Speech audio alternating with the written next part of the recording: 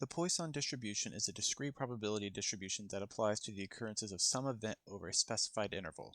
This is the formula for a Poisson distribution. So let's see it in action. A county in New York has been experiencing a mean of 35.4 motor vehicle deaths each year. What we want to do is we want to find the mean number of deaths per day. So we're going to convert the 35.4 deaths per year into the average number per day.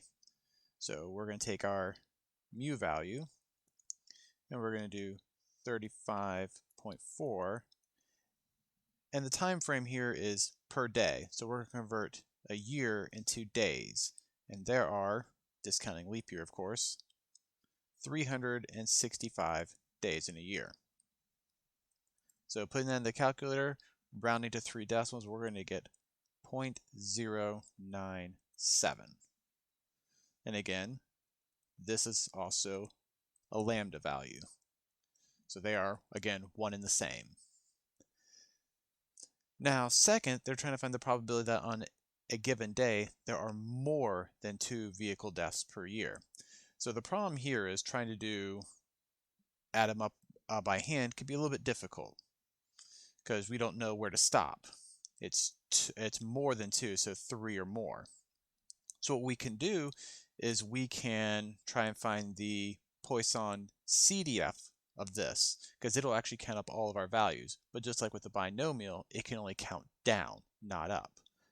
So what we're going to do is we're going to find the probability of our x value being less than or equal to 2. And again, this is where our calculator comes in. So we're going to bring up our calculator and we're going to figure it out. So we're going to go to second and vars, and we're going to do Poisson CDF because it's a cumulative amount of values we're looking for, 2 or less. So again, we're going to take our lambda or our mu value, which is going to be 0.097, and our x value here is going to be 2.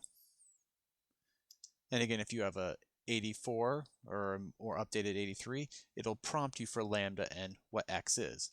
So we want less than or equal to 2 because our actual answer wants more than 2, it wants 3 or more. So be careful with that.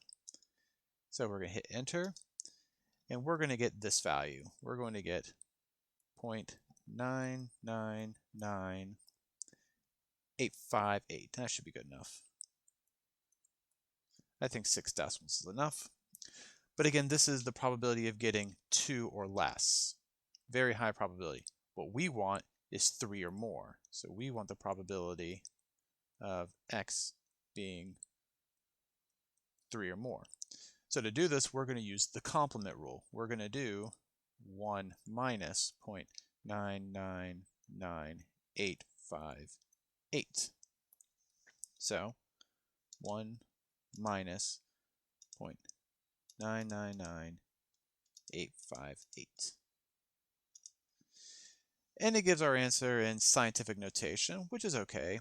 So 1.42 e to the negative fourth, so that's just 1.42 times 10 to the negative fourth, which we'll just convert to a decimal that we're used to, and that's going to be moving the decimal place over 4 spots.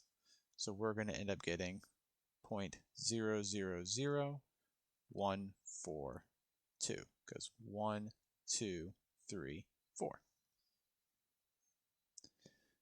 So the probability on a given day that there are more than 2 vehicle deaths, and again, more than 2 just means 3 or more, 0.000142.